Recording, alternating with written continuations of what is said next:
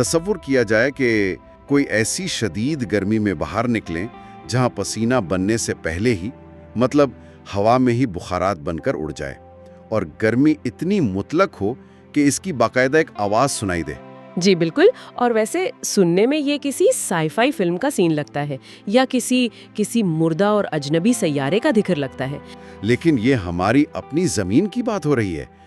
आज की इस तफसीली गुफ्तगू का मकसद ज़मीन के उन इंतहाई और क्या कहते हैं वीरान तरीन खित्तों का गहरा जायजा लेना है जहां जाने के लिए किसी खलाई जहाज की ज़रूरत नहीं। सही। ये ज़मीन के वो ममनुआ मनाजिर हैं जहां फितरत अपनी पूरी खौफनाक ताकत के साथ मौजूद है और जहां इंसानी कदमों के निशानात या तो कभी पड़े ही नहीं या फिर हमेशा के लिए मिट चुके हैं। बिल्कुल। और ये मकामात सिर्फ डरावने या अजीब नहीं हैं। अगर इनको देखा जाए तो ये बहुत गहराई में जाकर बताते हैं कि ज़मीन का माहौलियाती निज़ाम कितना मुतनव्वे और बाज़ औक़ात कितना बेरहम हो सकता है। असल में रोज़मर्रा का जो आरामदेह माहौल हम देखते हैं ना, वो इस सैयारे का सिर्फ एक छोटा सा रुख है। ज़मीन के कुछ हिस्से ऐसे हैं जो ज़िंदगी को सहारा देने के बजाय उसे मुकम्मल तौर पर मुस्तरद करने के लिए बने हैं। वाकई। और ये जगह अर्जियात, केमिस्ट्री और मौसमियात की एक ऐसी ख़तरनाक खिचड़ी हैं जो मतलब ज़िंदगी के हर उसूल को चैलेंज करती हैं। तो इस सफ़र का आगाज़ एक ऐसे मकाम से करते हैं जिसका नाम ही उसकी पहचान है। हाँ, आप अमेरिका की डेथ वैली की बात कर रहे हैं। जी हाँ, डेथ वैली। और ख़ास तौर पर इसका बैड वाटर बेसिन जो शुमाली अमेरिका का सबसे निचला मकाम है। वहाँ दर्जा हरारत 56 डिग्री सेंटीग्रेड तक पहुँच जाता है। आम तौर पर गर्मी महसूस होती है लेकिन वहाँ इंसान गर्मी को सिर्फ महसूस नहीं करता। हाँ, कहा जाता है कि वहाँ गर्मी की आवाज़ सुनाई देती है। ये कैसे मुमकिन है? अब देखें, होता यह है कि जब नमी तकरीबन 0 हो और हवा इतनी गर्म हो तो वो जिल्द से टकराते हुए किसी बहुत बड़े अवन की तरह महसूस होती है। ऐसी सूरत हाल में इंसानी जिस्म का जो कुदरती कूलिंग सिस्टम है, यानी पसीना आना, जी पसीना आना, वो तेजी से नाकाम हो जाता है क्योंकि पसीना बनते ही उड़ जाता है। जिस्म खुद को ठंडा करने की सलाहियत बिल्कुल खो बैठता है। बाप रे। और वहाँ सड़कों पर जो सराब यानी मिराजेस बनते हैं वो नफसियाती तौर पर इंसान को तोड़ देते हैं। इस शदीद गर्मी में एस्फॉल्ट पिघलता हुआ महसूस होता है और दूर से ऐसा लगता है जैसे सड़क पर पानी बह रहा है। बिल्कुल। इस बंजरपन में ये कुदरत का एक बहुत जालिमाना मजाक लगता है। लेकिन अगर हम गर्मी की बात कर ही रहे हैं तो ईरान के दश्त लुत्फ का जिक्र किए बगैर बात अधूरी रहेगी। वहाँ सतह का दर्जा हरारत 70.7 डिग्री सेंटीग्रेड रिकॉर्ड किया गया था। 70.7? ये तो तसव्वुर से भी बाहर है। मतलब इतने दर्जे हरारत का मतलब है कि वहाँ जिंदगी का कोई भी जरासीम पनप नहीं सकता। कोई छोटा मोटा बैक्टीरिया भी नहीं? नहीं, बिल्कुल नहीं। अगर हयातियाती सतह पर देखा जाए तो इतनी शदीद गर्मी खलियों यानी सेल्स के अंदर मौजूद प्रोटीन्स को पका देती है, उन्हें मुकम्मल तौर पर तोड़ देती है, जिससे जिंदगी का वजूद ही मिट जाता है। हाँ, और वहाँ मिट्टी और रेत के देव हाइकल टीले हैं और हवाओं ने तराश कर मिट्टी के ऐसे बड़े बड़े सुतून बना दिए हैं जिन्हें यार्डंग्स कहा जाता है। जी, वो हवा के बनाए हुए किसी भूत नगर की तरह लगते हैं। वाकई ऐसा लगता है जैसे वहाँ परिंदों की कोई आवाज नहीं, घास का एक तिनका नहीं, बस हवाओं की एक मातमी धुन है जो पत्थरों के दरमियान से गुजरती है। एक मुकम्मल तौर पर मुर्दा जमीन। बिल्कुल। शदीद गर्मी खालियों को जलाकर जिंदगी मिटा देती है। लेकिन जब हम इसके बिल्कुल उलट माहौल की तरफ जाते हैं ना, तो फितरत का एक और ही हरबा सामने आता है। मतलब सर्दी का? जी, शदीद सर्दी चीजों को जलाती नहीं बल्कि उन्हें मुंजमद करके तोड़ देती है। और ये हमें सीधा रूस के इलाके ओयाम यकौन की तरफ ले जाता है। वहाँ सर्दियों का आम दर्जा हरारत -50 डिग्री सेंटीग्रेड होता है। और कभी कभार -60 या 70 डिग्री तक भी गिर जाता है। मैं तो ये सोच रहा था कि इतनी सर्दी में तो रोजमर्रा की चीजें भी अजीब तरह से बर्ताव करती होंगी। मतलब पलकें और दाढ़ी बर्फ से ढक जाती हैं, बॉल पॉइंट की स्याही जम जाती है, और वैसे सुना है कि फोन की बैटरी चंद मिनटों में सिफर हो जाती है। हाँ, बैटरी वाले मामले में एक बहुत दिलचस्प साइंस काम कर रही है। अक्सर लोग समझते हैं कि शायद इलेक्ट्रॉन्स की हरकत सर्दी से सुस्त हो जाती है, लेकिन ऐसा नहीं है। अच्छा, तो फिर असल वजह क्या है? اصل میں بیٹری کے اندر جو کیمیائی تعامل یعنی کیمیکل ریاکشنز ہو رہے ہوتے ہیں جو بجلی پیدا کرتے ہیں وہ اتنی شدید سردی میں انتہائی سست پڑ جاتے ہیں یا بالکل رک جاتے ہیں. صحیح. اور بیٹری کے اندرونی حصے میں مزاحمت یعنی انٹرنل ریزسٹنس اتنی بڑھ جاتی ہے کہ وہ کام کرنا چھوڑ دیتی ہے. اور صرف بیٹریاں ہی نہیں، دھات بھی اتنی بھربھری ہو جاتی ہے کہ وہ شیشے کی طرح ٹوٹ کر بکھر سکتی ہے. جی بالکل، دھات باقاعدہ ٹوٹ جاتی ہے.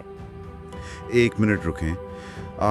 اگر اویومیکون میں سردی ایک باقاعدہ جسمانی حملے کی طرح محسوس ہوتی ہے جو دھات کو بھی توڑ دے اور کیمیکل ریاکشنز کو روک دے، تو انسان ایسی جگہوں پر کیسے زندہ رہ سکتا ہے؟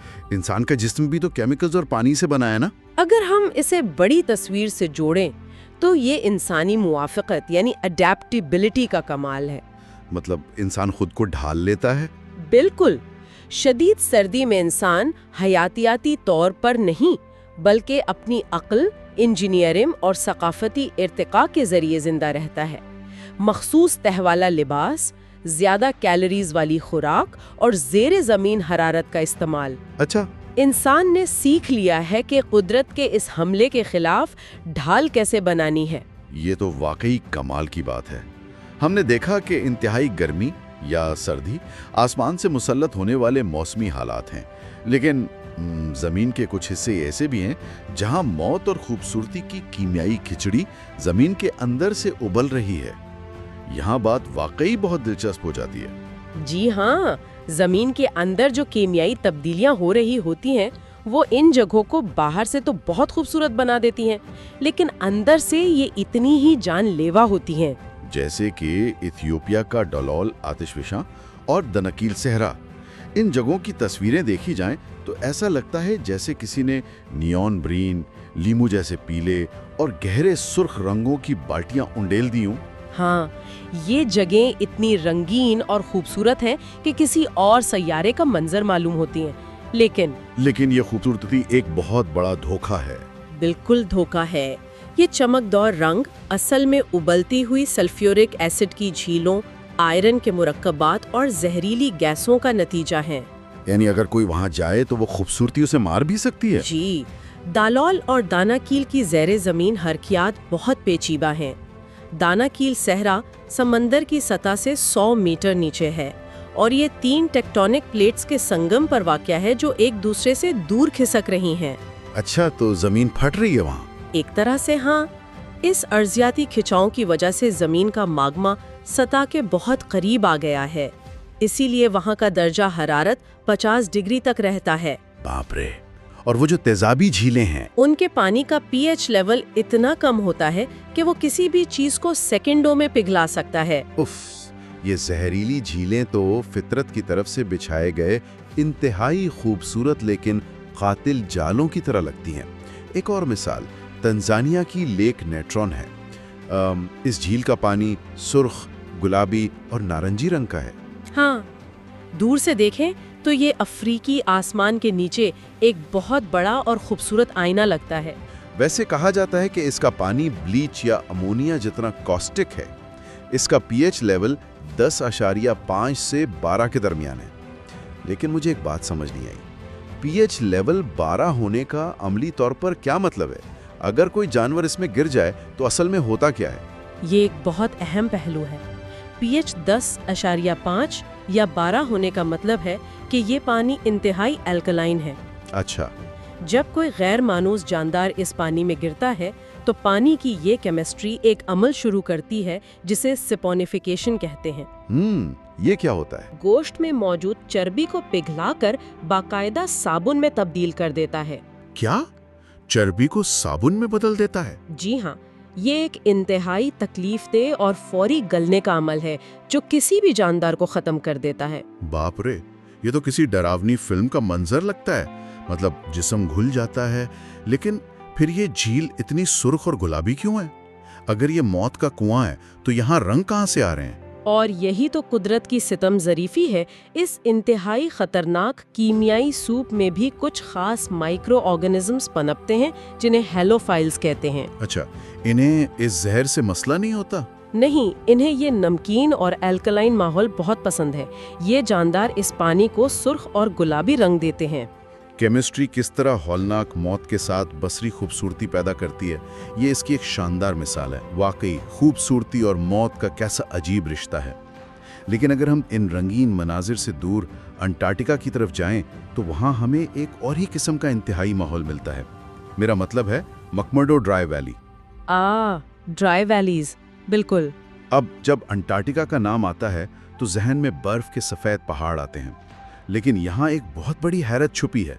ये ज़मीन का खुश्क तरीन मकाम है और ये इस बर्रे आज़म पर वाक़ है जो मुकम्मल तौर पर जमे हुए पानी यानी बर्फ से बना है। ये कितनी बड़ी सितम ज़रीफ़ी है। ये वाकई एक अजीब तजाद है। मकमर्डो वैली में बर्फ के बजाय सिर्फ मिट्टी और पत्थर है। ऐसी जगह पर बर्फ क्यों नहीं है? इसकी वजह वहाँ चलने वाली हवाएं हैं जो 320 किलोमीटर फी घंटा की रफ्तार से चलती हैं। 320? जी, ये हवाएं इतनी तेज और इतनी खुश्क होती हैं कि वो किसी भी किस्म की नमी को बर्फ बनने से पहले ही बुखारात में उड़ा कर ले जाती हैं। वाकई, लेकिन इस बेइंतहा खुश्क और सर्द मिट्टी के अंदर भी एक हयातियाती मौजज़ा छुपा है। वहाँ साइंसदानों ने ऐसे बैक्टीरिया दरियाफ्त किए हैं जो लाखों सालों से बगैर ऑक्सीजन और बगैर रोशनी के जिंदा हैं। बिल्कुल, ये वहाँ की सबसे हैरान कुन बात है। मेरा मतलब है, ये कैसे मुमकिन है कि कोई चीज़ लाखों सालों तक बगैर ऑक्सीजन और अंधेरे में जिंदा रहे? असल में ये बैक्टीरिया एक ऐसी हालत में चले जाते हैं जिसे सस्पेंडेड एनिमेशन कह सकते हैं। यानी वो सो जाते हैं? हाँ, एक गहरी नींद जहाँ उनका मेटाबॉलिज्म तकरीबन सिफर हो जाता है और वो पत्थरों के अंदर मौजूद मादनियात से इंतहाई सुस्त रवि से तवानाई हासिल करते हैं। अच्छा, यानी पत्थर खाकर जिंदा रहते हैं एक तरह से। जी बिल्कुल, उसी तवानाई का जरिया बनाते हैं। अब अगर जिंदगी जमीन पर इतनी तारीख बेहवा और मुंजमद जगह पर लाखों साल जिंदा रह सकती है, तो इसका मतलब है कि और सियारों पर भी जिंदगी हो सकती है। बिल्कुल, इस बात का कवी इम्कान है कि निज़ामे शमसी के दीगर दूर दराज सैयारों जैसे मुश्तरी या जहल के चांदों की बर्फ के नीचे भी जिंदगी का कोई वजूद पोशीदा हो। यानी ये इंतहाई और वीरान मकामात दरअसल हमें कायनात के दीगर हिस्सों में जिंदगी तलाश करने का रास्ता दिखा रहे हैं। सही कहा आपने। लेकिन अब तक हमने जो भी बात की वो फितरत की अपनी ताकत और केमिस्ट्री थी। फितरत अगर कातिल हो सकती है तो वो अपने कवानीन के ताबे हैं, लेकिन जब इंसान अपनी अना और गलतियों की वजह से फितरत के साथ छिड़खाना करता है तो जो तबाही आती है वो बाज़ औक़ात इससे भी ज़्यादा हौलनाक और बेकाबू होती है। हाँ, जब इंसानी मुदाखलत और अर्जियाती ताकतें आपस में टकराती हैं तो इसके नताइज नस्लों को भुगतने पड़ते हैं। इसकी सबसे बड़ी मिसाल तुर्कमेनिस्तान का दरवाज़ा गैस क्रेटर है, जिसे अक्सर जहन्नुम का दरवाज़ा भी कहा जाता है। हाँ, दरवाज़ा क्रेटर। जी, कोराकरम सहरा की वसत में एक बहुत बड़ा गड्ढा है जिसमें आग के शोले निस्फ सदी से मुसलसल भड़क रहे हैं। ये कोई कुदरती आतिशफिशा नहीं है, बल्कि ये इंसान की एक संगीन अर्जियाती गलती थी। सोवियत दौर की बात है ये। बिल्कुल, सोवियत दौर में वहाँ गैस की तलाश के लिए ड्रिलिंग हो रही थी। ज़मीन धंस गई और जहरीली गैस निकलने लगी। फिर उन्होंने सोचा कि इसे आग लगा देते हैं, चंद दिनों में गैस जलकर ख़त्म हो जाएगी। और वो चंद दिन आज 50 साल से ज़्यादा का अरसा बन चुके हैं। वाकई ये इस बात की वाज़े अलामत है कि इंसान ज़मीन के अंदर मौजूद खजानों या दबाव का अंदाज़ा लगाने में कितना बेबस है। हम समझते हैं कि हमने कुदरत को कंट्रोल कर लिया है, लेकिन दरवाज़ा क्रेटर बताता है कि हम कितने गलत हैं। और ऐसा ही कुछ अमेरिका के कस्बे सेंट्रेलिया में भी हुआ। जब भूतनगर या गोस्ट टाउन का जिक्र होता है तो जहन में पुरानी लकड़ी की इमारतें आती हैं, लेकिन सेंट्रेलिया में मसला सतह पर नहीं, जमीन के नीचे है। हाँ, वहाँ ज़ेरे ज़मीन कोयले की कानों में आग लगी हुई है। जी, जिसने पूरे शहर के नीचे की जमीन को एक भट्टी बना दिया है। सड़कों की दरारों से सल्फर के बदबूदार धुएं निकलते हैं। लेकिन मुझे हमेशा ये सवाल परेशान करता है कि अगर वो सिर्फ एक ज़ेरे ज़मीन आग है तो इसमें बेतहाशा पानी क्यों नहीं डाल दिया जाता, या इसको बंद क्यों नहीं कर देते? एक पूरे शहर को खाली क्यों करना पड़ा? یہ سوال بہت منطقی لگتا ہے، لیکن مسئلہ اس کے حجم کا ہے۔ کوئلے کی یہ زیر زمین کانیں میلوں تک پھیلی ہوئی ہیں اور ان کا جال اتنا پیچیدہ ہے کہ وہاں ہزاروں ٹن آکسیجن مختلف راستوں سے پہنچ رہی ہوتی ہے۔ اچھا، یعنی آگ خود ہی سانس لے رہی ہے؟ بالکل، یہ آگ اپنے لیے خود راستے اور ہوا کے دباؤ کے نظام یعنی ڈرافٹس بنا لیتی ہے۔ وہاں اتنا پانی ڈالنا ممکن ہی نہیں جو اس بے پناہ حجم کو ٹھنڈا کر سکے۔ لیکن اگر کوشش کی جائے اور بہت سارا پانی ڈالا جائے تو اس سے بڑا مسئلہ ہو جائے گا۔ وہ آگ مٹی اور پتھروں کو اتنا گرم کر چکی ہے کہ پانی ڈالنے سے وہ فوراً بھاپ بن کر ایک بڑے دھماکے کی صورت میں مزید تباہی لا سکتا ہے۔ باپ رے، یعنی پانی ڈالنا الٹ پڑ سکتا ہے؟ جی ہاں، اسی لیے انسان کے پاس ہار مان کر وہ جگہ چھوڑنے کے علاوہ کوئی چارہ نہیں تھا۔ یہ واقعی انسان کی بے بسی کی انتہا ہے۔ سنٹریلیا کی زیر زمین آگ تو پھر بھی دھوئیں کی شکل میں نظر آتی ہے، لیکن کچھ انسانی غلطیاں ایسی ہوتی ہیں جو بالکل نظر نہیں آتی اور ان کا خطرہ سب سے بڑا ہوتا ہے۔ آپ شاید بائیو ویپنز کی بات کرنے والے ہیں؟ بالکل، ازبکستان کا ووزروجدینیا جزیرہ اس کی سب سے خوفناک مثال ہے۔ سوویت یونین کے دور میں یہ دنیا کی سب سے بڑی حیاتی ہتھیاروں یعنی بایولوجیکل ویپنز کی لیبارٹری تھی۔ انسانوں نے وہاں ایک دوسرے کو مارنے کے لیے بدترین بیماریاں تیار کی۔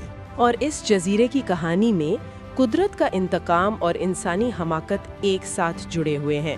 ووزروجدینیا جزیرہ ارل سمندر کے بیچ میں ایک الگ تھلگ مقام تھا، اسی لیے اسے خطرناک تجربات کے لیے چنا گیا تھا۔ لیکن پھر انسانوں نے ایک اور ماحولیاتی بلنڈر کر دیا، نہروں کا رخ موڑ کر پورے ارال سمندر کو خشک کر دیا۔ ہاں، ارل سی کا خشک ہونا تو ایک بہت بڑا المیہ ہے۔ اور یہاں حیرت انگیز ستم ظریفی دیکھیں، انسانوں نے پہلے وہاں تباہ کن ہتھیار بنائے اور پھر سمندر خشک کر کے ایک قدرتی پل بنا دیا تاکہ وہ ہتھیار واپس انسانوں تک پہنچ سکے، کیونکہ اب وہ جزیرہ خشکی کے راستے مین لینڈ سے جڑ چکا ہے۔ یہ انسانی تاریخ کی ایک بہت بڑی ستم ظریفی ہے، اور وہاں سب سے بڑا خطرہ نظر نہ آنے والے اینتھریکس بیکٹیریا کے بیج یا سپورز ہے۔ لیکن لوگ اکثر سوچتے ہیں کہ بیکٹیریا اتنی دہائیوں تک مٹی میں کیسے زندہ رہ سکتا ہے؟ اصل میں اینتھریکس کے یہ بیج اپنے گرد ایک انتہائی مضبوط مائکروسکوپک بختر بند کھول بنا لیتے ہیں۔ یعنی ایک آرمر پہن لیتے ہیں؟ جی، جب انہیں خوراک نہیں ملتی تو یہ کھول انہیں دہائیوں تک شدید گرمی، سردی اور خشکی میں بچائے رکھتا ہے۔ اب چونکہ وہ علاقہ خشک ہو کر ریگستان بن چکا ہے تو تیز ہوائیں ان خطرناک بیکٹیریا کو اڑا کر کہیں بھی لے جا سکتی ہیں۔ یہ تو مٹی میں دبا ہوا ایک نظر نہ آنے والا ٹائم بم ہے جو نسلوں تک انسان کا پیچھا کرے گا۔ اور اگر مٹی میں دفن تاریخ کی بات کریں تو اٹلی کا پویلیا جزیرہ بھی موت کی گواہی دیتا ہے۔ پویلیا، جہاں بلیک ڈیتھ کے مریضوں کو رکھا جاتا تھا۔ قصہ دراصل انسانی راکھ سے بنا ہے۔ فطرت اور انسانی تاریخ کے تاریخ ترین ابواب وہاں ایک ساتھ دفن ہیں۔ انسانی تاریخ کے یہ تاریخ ابواب اور ویران بستیاں ہمیں ایک اور اہم پہلو کی طرف لے جاتی ہیں۔ وہ کیا؟ جاپان کا ہشیما جزیرہ اور یوکرین کا پریپیٹ شہر۔ ہاں، ان کا حال بھی بہت عجیب ہے۔ ہشیما، جو کبھی کوئلے کی کان کانی کی وجہ سے دنیا کا سب سے گنجان آباد علاقہ تھا، اب سمندر کے بیچ ایک خاموش زنگ آلود کنکریٹ کا بھوت جہاز بن چکا ہے۔ اور پریپیٹ، جو 20ویں صدی کا ایک جدید اور ٹیکنالوجی سے لیس شہر تھا، نیوکلیئر حادثے کے بعد راتوں رات خالی ہو گیا۔ واقعی جب پریپیٹ کے مناظر دیکھے جائیں تو رونگٹے کھڑے ہو جاتے ہیں۔ وہاں سڑکوں پر گاڑیاں نہیں بلکہ بھیڑیے، ریچھ اور عقاب گھومتے ہیں۔ قدرت نے باقاعدہ کنکریٹ کو چیر کر درخت اگا دیے۔ یہاں ایک اہم سوال پیدا ہوتا ہے۔ انسان ہمیشہ یہ سمجھتا ہے کہ وہ ٹیکنالوجی اور کنکریٹ کے ذریعے اس دنیا کو کنٹرول کر رہا ہے، لیکن پریپیات اور ہاشیما اس بات کا حتمی ثبوت ہے کہ ایسا بالکل نہیں ہے۔ بالکل۔ جب انسان اپنی غلطیوں کی وجہ سے پیچھے ہٹتا ہے تو فطرت کو اپنے وجود کے لیے ہماری قطعی کوئی ضرورت نہیں ہوتی۔ وہ خود کو تیزی سے بحال کر لیتی ہے اور ہمارے بنائے ہوئے مضبوط ترین کنکریٹ کو بڑی آسانی سے چیر کر اپنا راستہ بنا لیتی ہے۔ تو اس سب کا کیا مطلب ہے؟ ہم نے ڈیتھ ویلی کی اس جھلسا دینے والی گرمی کو محسوس کیا جس کی آواز سنائی دیتی ہے، اویمیاکون کی اس منجمد کر دینے والی سردی کو سمجھا جو بیٹریوں اور دھاتوں کو موت کے گھاٹ اتار دیتی ہے۔ جی ہم نے دینیکل اور لیک نیوٹرون کی اس زہریلی صابن بنا دینے والی کیمسٹری کو دیکھا جو خوبصورتی کے لبادے میں چھپی ہے، اور پھر ہم نے دروازہ گیس کریٹر سے لے کر وازروزدینیا کے اینتھریکس تک انسان کی اپنی پیدا کردہ تباہیوں کا جائزہ لیا۔ صحیح۔ اس سب کا مطلب یہ ہے کہ یہ تمام مقامات انسان کو اس کی اصل اوقات یاد دلاتے ہیں۔ ہم خواہ کتنی ہی ترقی کر لیں، ہم اس وسیع اور بے رحم سیارے کا ایک بہت ہی چھوٹا، کمزور اور عارضی حصہ ہیں۔ یہ سیارہ ہماری شرائط پہ نہیں، اپنی شرائط پر چلتا ہے۔ اور اس گفتگو کو سمیٹتے ہوئے ایک آخری نقطے پر غور کیا جا سکتا ہے۔ جی بالکل، بتائیں۔ ہم نے دیکھا کہ پریپیات میں فطرت نے صرف 3 دہائیوں یعنی 30 سالوں میں کانکریٹ پر اپنا قبضہ واپس لے لیا، اور ہم نے مکمرڈو ویلی میں یہ بھی جانا کہ بیکٹیریا لاکھوں سال تک بغیر آکسیجن اور روشنی کے پتھروں میں زندہ رہ سکتے ہیں۔ ہاں، یہ تو ہم نے ڈسکس کیا۔ تو ذرا فرض کریں اگر آج سے چند ہزار سال بعد زمین پر کسی بھی وجہ سے انسان نہ رہیں تو کیا اس جدید ٹیکنالوجی سے لیس اور مغرور تہذیب کا کوئی نام و نشان باقی رہے گا؟ یہ واقعی ایک بہت گہرا اور ہولناک خیال ہے۔ کیا آج کے یہ چمکتے دمکتے میگا سٹیز، فلک بوس عمارتیں اور ہائی ویز بھی وقت کے ساتھ کسی نئے دریافت ہونے والے خوبصورت مگر انتہائی ویران مناظر میں تبدیل ہو جائیں گے، جہاں درخت کنکریٹ کو نگل چکے ہوں گے، صرف ہوائیں چلیں گی اور مکمل خاموشی کی حکمرانی ہوگی؟ کیا آنے والے وقت کی زمین بالکل ویسی ہی ہوگی جیسا کہ کوئی مردہ اور اجنبی سیارہ ہوتا ہے؟ ایک ایسا مردہ سیارہ جس پر کھڑے ہو کر ہم نے آج کی اس گفتگو کا آغاز کیا تھا، جہاں کبھی زندگی کا شور تھا لیکن اب صرف فطرت کی لامحدود خاموشی ہے۔ یہ ایک ایسا سوال ہے جو سوچنے پر مجبور کر دیتا ہے کہ اس سیارے پر ہمارے قدموں کے نشانات دراصل کتنے ساتھی اور عارضی ہیں۔ آج کی اس تفصیلی گفتگو میں ہمارے ساتھ جڑے رہنے کا بہت شکریہ۔ ملتے ہیں اگلی بار۔